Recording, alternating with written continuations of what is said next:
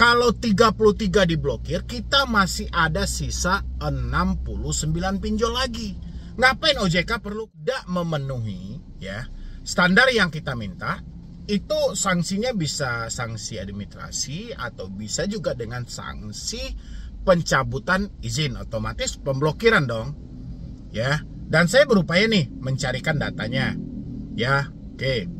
Yang kita dapat adalah halo, assalamualaikum warahmatullahi wabarakatuh. Selamat malam buat teman-teman semuanya.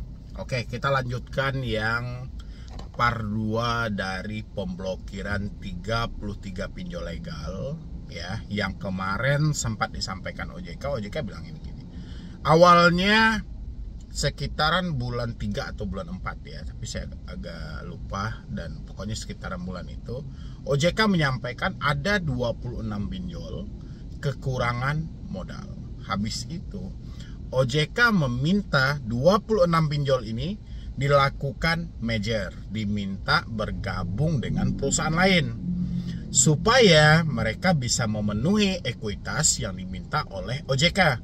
OJK meminta syarat 2,5 miliar ya, dan itu harus ada sampai 4 Juli ya, 4 Juli 2023 menjelang pencabutan moratoriumnya ya, menjelang OJK mau memasukkan lagi nih pinjol legal, pinjol ilegal menjadi legal. Itu tenggat waktu yang diberikan oleh OJK ya, itu melalui dari Bapak Ogi Prastimyono ya. Dan habis itu sekitaran bulan Mei atau bulan Juni OJK kembali mengkonfirmasi hal itu. Ternyata ada 33 pinjol yang kekurangan modal beserta ada 8 finance atau leasing ya, yang juga ikut serta dalam hal itu ya. Sehingga OJK masih dengan tahap yang sama. Tanggal 4 Juli harus memenuhi ekuitasnya. Karena target OJK adalah sekarang 2,5 ya ekuitasnya. Habis itu harus mencapai sampai Juli 2024 itu entah 7,5 miliar atau gimana. Cuman ini ya, yang lucunya itu kata OJK, kalau memang tidak memenuhi ya standar yang kita minta, itu sanksinya bisa sanksi administrasi atau bisa juga dengan sanksi pencabutan izin, otomatis pemblokiran dong ya. Dan saya berupaya nih mencarikan datanya ya. Oke, yang kita dapat adalah sebenarnya kan pelarian dari OJK ini adalah dari POJK 2016 ke POJK 10 2022. Oke, yang terjadi di sini ada 17 hal ya yang diminta oleh OJK kepada pelaku pinjolnya, serta pemblokiran itu sendiri juga disampaikan di sini ya, bahkannya itu akan dicabut. Ya, jadi dari teman-teman semuanya boleh simak ini berita dari CNN kemarin, kan dari CNBC ya. Ini dari CNN. Oke. OJK ungkap masih ada 33 perusahaan pinjol kurang modal. Ya. Kalau kemarin dibilangin 33 pinjol kurang modal dan izinnya bakal dicabut. Otomatis ada dong datanya, ya kan? Oke. OJK mengungkap ada 33 perusahaan pinjol yang belum mampu memenuhi ketentuan ekuitas minimal 2,5 miliar alias modalnya kurang. Oke. Jakarta, CNN Indonesia, Otoritas Jasa Keuangan OJK mengungkap terdapat 33 perusahaan pinjaman online atau pinjol alias P2P lending kurang modal atau ekuitas perusahaan fintech itu belum memenuhi ketentuan ekuitas minimal 2,5 miliar. Kepala Eksekutif Pengawasan IKNB OJK Ogi Prastomyono mengatakan jumlah itu didapat dari data per Mei 2023. Ini Mei 2023. Ya. Meskipun demikian, ia tidak membocorkan nama dari perusahaan pinjol yang dimaksud. Ini kan licik gitu loh. Tidak membocorkan nama perusahaan pinjol yang dimaksud. Ini kan akan mencelakai masyarakat nantinya. Anda lihat di sebelah saya. Ya. Apa maksudnya di sini loh?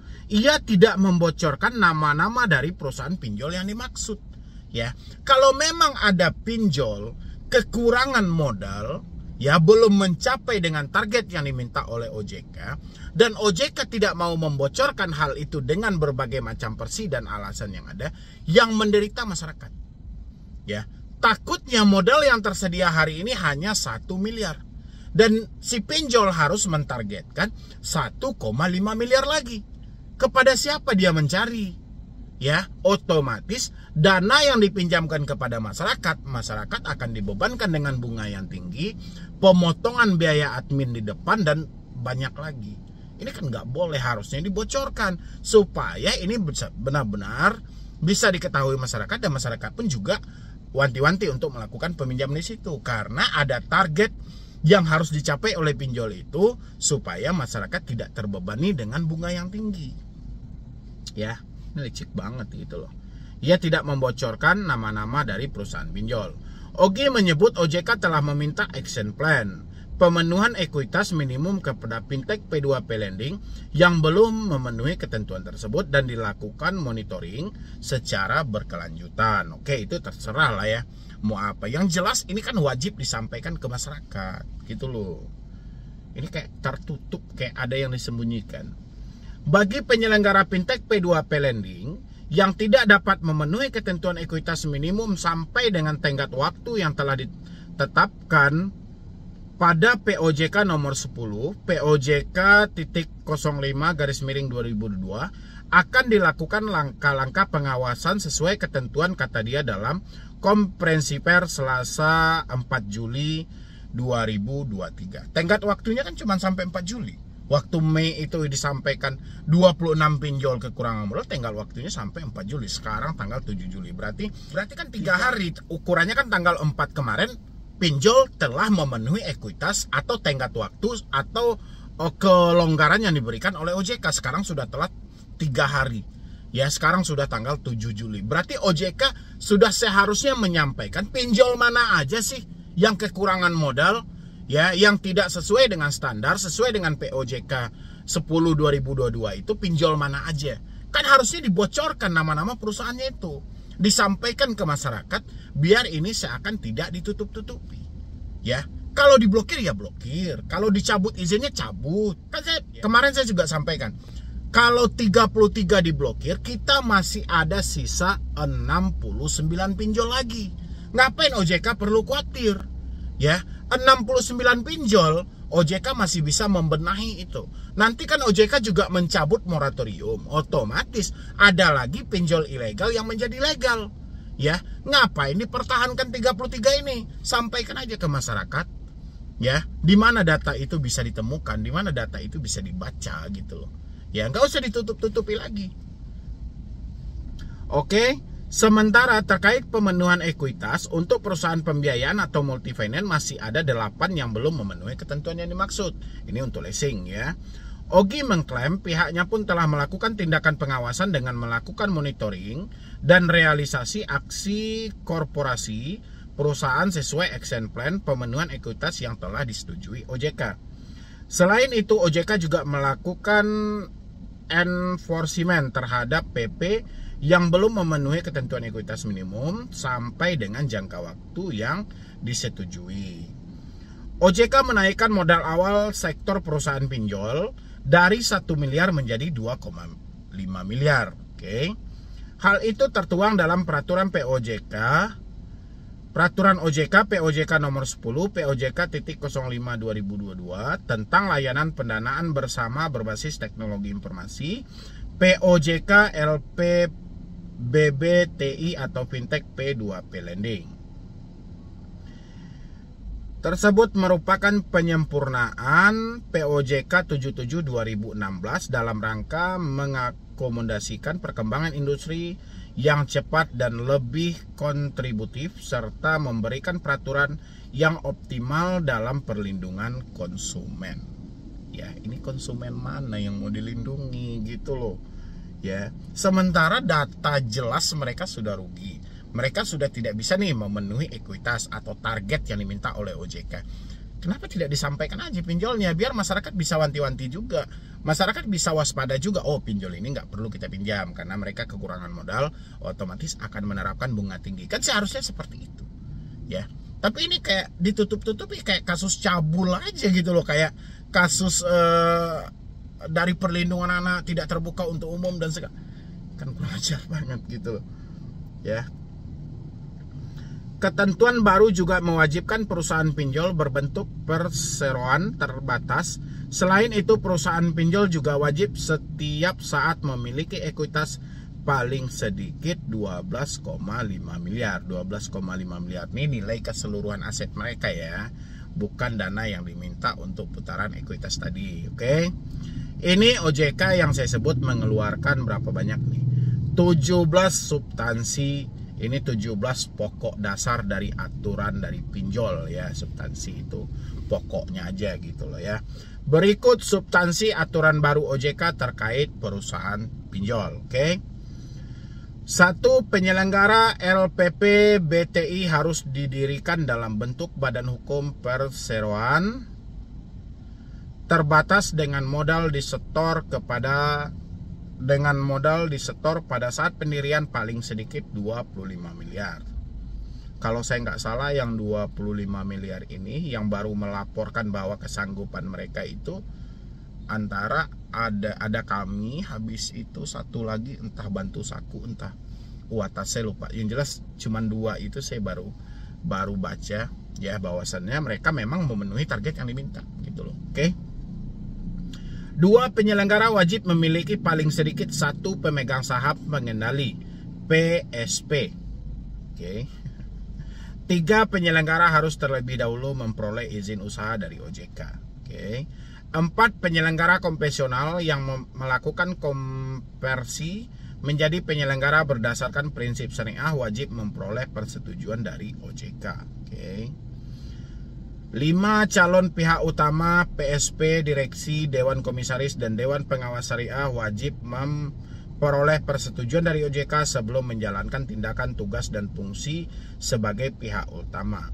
6. LPBBTI dapat melakukan melalui pendanaan produktif dan pendanaan multiguna. 7. Batas maksimum pendanaan oleh setiap pemberi dana dan afiliasi sebanyak 25% dari posisi akhir pendanaan pada akhir bulan. 8. Penyelenggara wajib memenuhi ketentuan batas maksimum manfaat ekonomi pendanaan. 9. Untuk mendukung program pemerintah, penyelenggara dapat melakukan kerjasama dengan instansi pemerintah untuk menjadi mitra distribusi atas surat berharga negara. 10. Penyelenggara wajib menggunakan sistem elektronik dalam menyelenggarakan kegiatan usahanya dan wajib memiliki, dikuasai dan dikendalikan oleh penyelenggara. 11. Penyelenggara wajib menyampaikan data transaksi pendanaan kepada Pusat Data Fintech Lending OJK dengan mengintegrasikan sistem elektronik milik penyelenggara pada Pusat Data Fintech Lending. 12. Penyelenggara wajib setiap saat memiliki ekuitas paling sedikit 12,5 miliar. Oke. 13. Penyelenggara wajib memiliki paling sedikit 2 anggota direksi. 14. Penyelenggara wajib memiliki paling sedikit 1 anggota dewan komisaris yang paling banyak sama dengan jumlah anggota direksi. 15. Penyelenggara berdasarkan prinsip syariah wajib memiliki paling sedikit 1 anggota dewan pengawas syariah. 16. Penyelenggara wajib memiliki unit audit internal yang dijalankan oleh paling sedikit 1 SDM. Dan 17. Permohonan perizinan, permohonan persetujuan, dan pelaporan disampaikan melalui sistem jaringan komunikasi data OJK. Oke. Nggak ada datanya. Ya, memang masih ditutupi. Seperti yang disampaikan oleh CNN ini di poin atas tadi, bahwasanya OJK tidak mau membocorkan 33 nama pinjol yang katanya, ini katanya ya, bakalan dicabut izinnya. Berarti kan bakalan diblokir. Tapi pertanyaan saya, kenapa OJK begitu takut ya menyampaikan pinjol-pinjol tersebut? Ada apa lagi ini? Ya, apakah masyarakat kurang menderita? Apakah masyarakat kurang cukup nih kehilangan nyawa, atau mau ditambah lagi nih korban-korban berikutnya, atau gimana gitu loh. Jadi kalau memang ada satu pinjol yang tidak memenuhi syarat ya, apalagi ini mencapai jumlahnya 33 ya, tidak memenuhi syarat, ya oke, OJK sampaikan aja ya, nama-namanya dari pinjol mana tuh, kan ada tuh 102. Sampaikan aja supaya ini bisa mewanti-wanti terhadap masyarakat untuk melakukan peminjaman, supaya lebih selektif lagi, supaya tidak terjebak dengan bunga yang tinggi. Walaupun OJK telah mengatur bunga cuman sekian 0% per hari, tapi dengan kekurangan modal mereka akan carikan cara. Ya, inilah yang perlu di-warning untuk masyarakat. Kalau seperti ini, OJK menyampaikan ada 33 pinjol kekurangan modal, tapi tidak disebutkan, tidak dibocorkan namanya, sama aja bohong. Masyarakat disuruh meraba kemana? Orang datanya ada di OJK, datanya ada di AFPI. Ya, bagaimana pendapat teman-teman semuanya tentang ketidakterbukaan dari OJK yang menyampaikan tentang 33 pinjol kurang modal, katanya mau dicabut dan diblokir, tapi namanya tidak ada? Isi di kolom komentar ya. Jadi sekian dulu dari saya, Medi Broni. Wassalam.